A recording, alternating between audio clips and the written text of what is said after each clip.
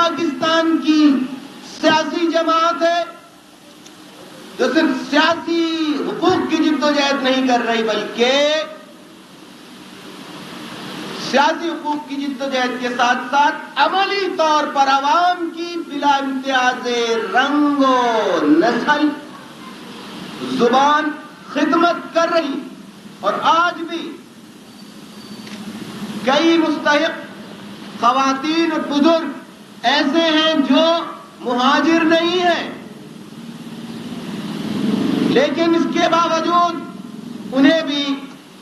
امدادی رقوم تقسیم کی جا رہی ہے۔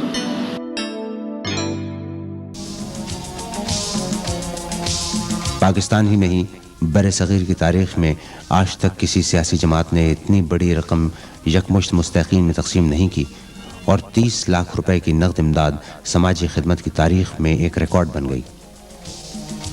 اس موقع پر ایم کیو ایم نے ایک مرتبہ پھر مفاد پرستوں اور استحصالی عناصر کے اس پروپیگنڈے کو غلط ثابت کر دکھایا کہ ایم کیو ایم نسل پرستی یا تعصب پر یقین رکھتی ہے۔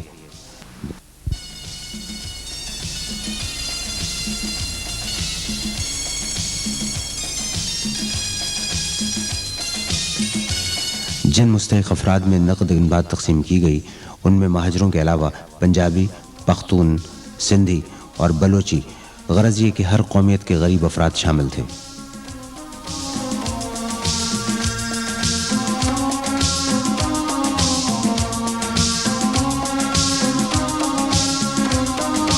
اور اس طرح پاکستان کی سماجی تاریخ کی سب سے بڑی امدادی تقریب کا اختتام مغرب کی اذان سے چند لمحے پہلے ہوا، اور آخر میں قائد تحریک جناب الطاف حسین نے کارکنوں کے ساتھ روزہ افطار کیا۔